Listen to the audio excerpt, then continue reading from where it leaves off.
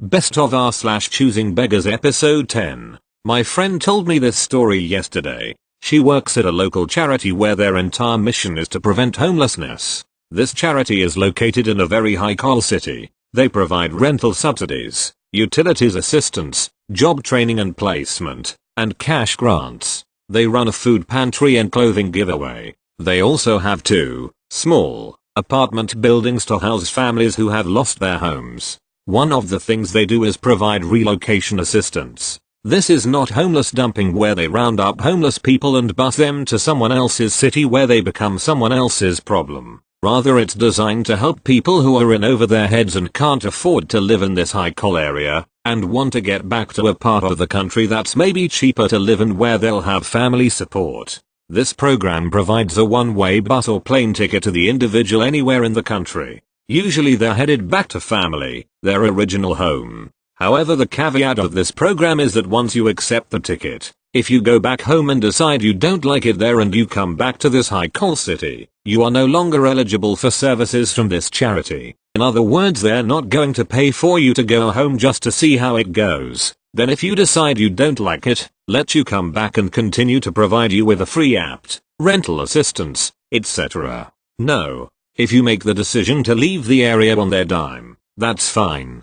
but they're not going to keep helping you if you turn around and put yourself in the same position. The participants of this program have to sign paperwork saying they understand all this before the charity will buy their plane ticket. So this entire family signs up for this program to go back somewhere to the Midwest. Mom, dad and 2 kids. They can't make it out here. They are going to go live with grandma.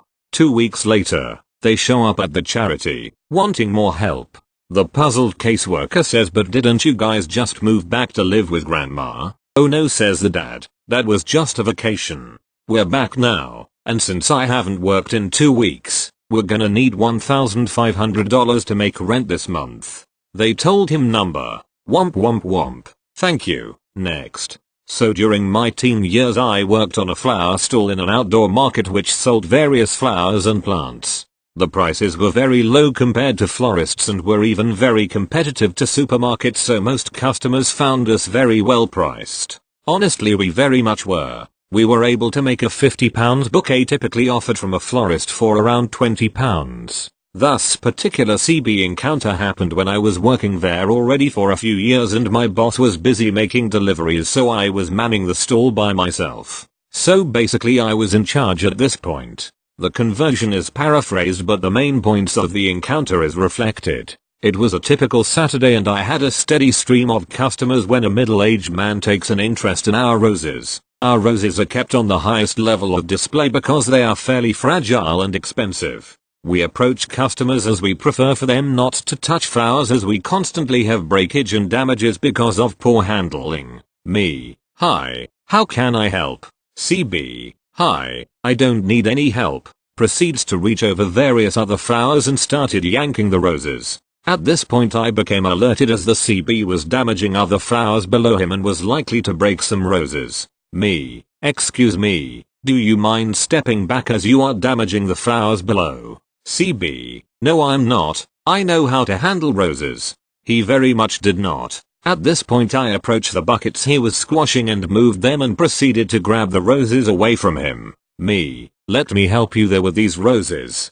How many would you like?" CB: "I want 24 roses, with that white stuff." He was referring to the gypsophilia flowers used to complement the roses in pre-made bouquets. Now we have requests from customers in the past failing to realize how expensive roses are, so we always clarify the price. Me: "For 24 roses that would be £48. The gyp would be around £5, but I'll be able to the bouquet for £50. All those Choosing Beggars bells was ringing in the CB mind and cue Pikachu meme. CB: "What do you mean £50? That way too much. I was expected to pay £5. Your other roses are only £2. 50. The CB was pointing to the short steam roses we were selling for £2.50, which are lower quality and are cheaper in cost price. Me: "Well, these roses cost us £1.20 each from the wholesaler as they are the best quality long stemmed, so charging £2 per a rose is a pretty reasonable sale price." CB: "No, it is not. You are trying to exploit me. The most I will pay is £5. Give me the flowers. Now I was getting pretty annoyed at this point and decided to make one final proposition to the CB. I cannot sell these roses for that price. We have mixed bouquets for £3.50 and small roses for £2.50. CB, those are not as nice. Why should I settle with those? You must give the big roses for £5. Where is your boss? At this point I had hit my point with this customer and my boss allowed me to refuse service if I get customers like this. My boss is away so I'm in charge.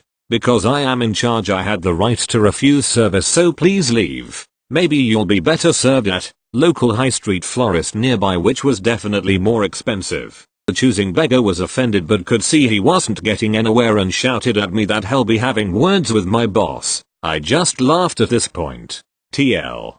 Doctor, CB wanted expensive roses for 1/10 off price because of cheaper lower quality alternative. Refused other alternatives and claimed he'd be having words with my boss. I just laughed it off. Thank you. Next. I have a few stories like this, but this one is one that still sticks with me. For context, I work professionally as a massage therapist. I am licensed and have been doing massage for 5 years now. I work at a small, local day spa in my hometown and have a rather large following in regards to my clientele base. Every now and again, we'll have other business, small or big, that'll contact us and ask us to provide our services for their events or social gatherings. These events will usually require us to have at least 2 therapists, including me, on site and also to bring our own supplies, which we don't mind doing since they only expect us to do basic chair massages for 10 minutes per person. Not too bad,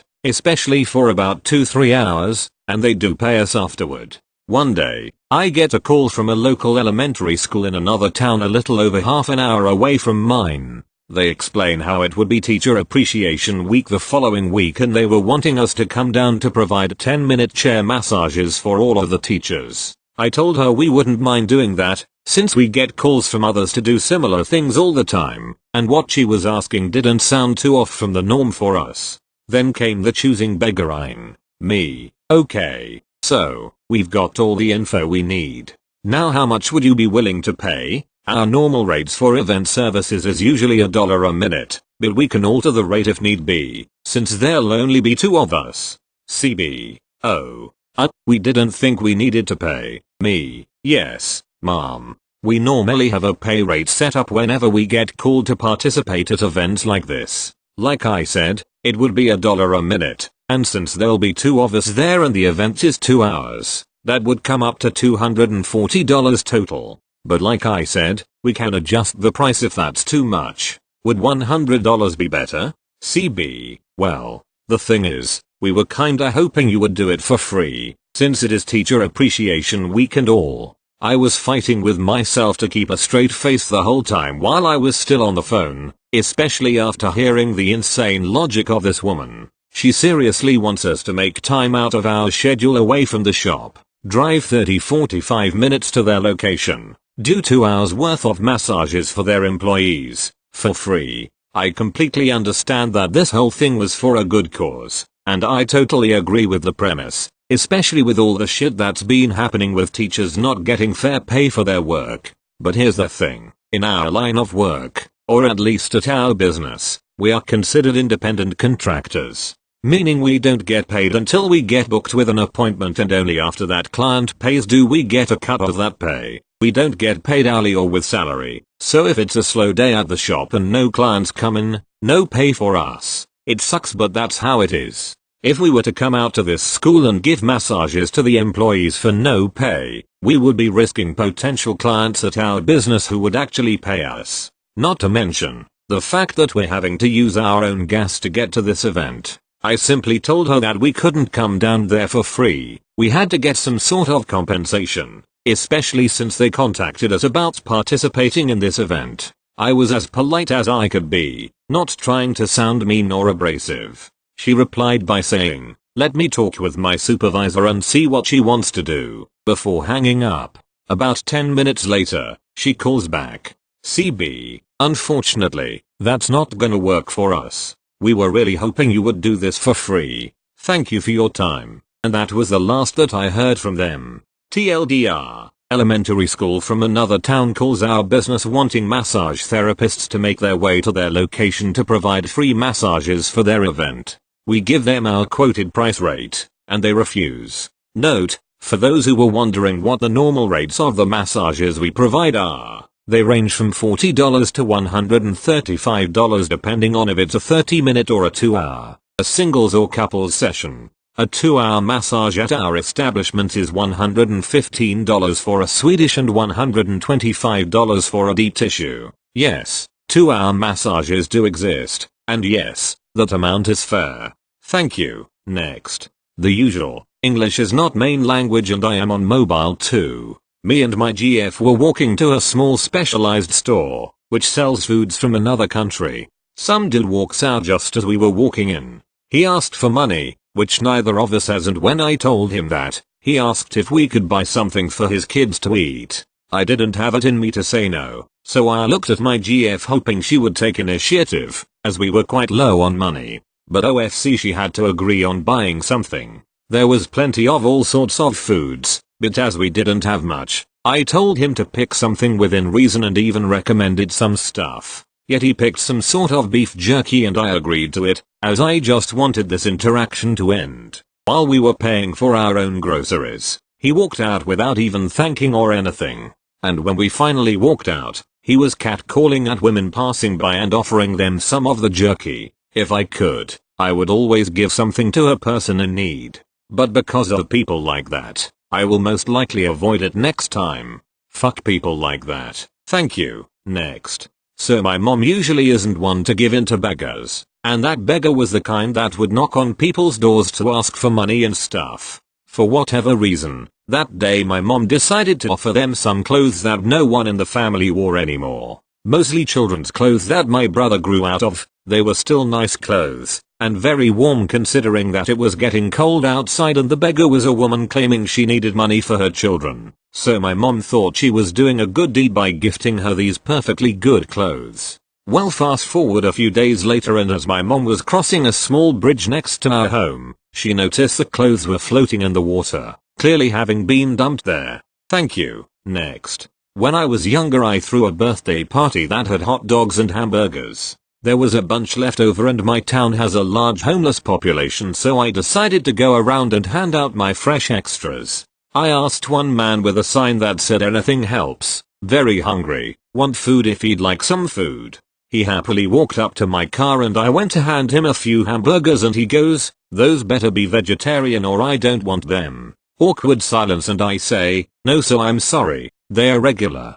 He then cussed me out and called me useless all while losing his shit. It was really something. 10 years ago and I remember it like it was yesterday. Thank you. Next. This happened a couple of years ago, but thought it might fit. I used to manage a boarding house. There were about 20 people, most on welfare and a bit down on their luck. Most had been slapped in the face by life more than a few times. Since many of them didn't have family, I decided to try to give them a semi-decent Christmas day. I got a Christmas tree, a backyard cricket set for everyone to share, as well as small individual gifts. I also filled the gas for the barbecue, got enough bread, cake, chicken, ham, sausages and snacks for everyone to have food on the day. I also made them a massive salad and baked them some cookies. Everyone was pretty stoked, until I got a knock on the door from one of the residents who told me I needed to get sauce, because obviously we'll need sauce. On the day, I heard the same guy chatting to another tenant. The guys mentioned how it was nice having food and gifts for the day. His response? They're only cheap sausages, though.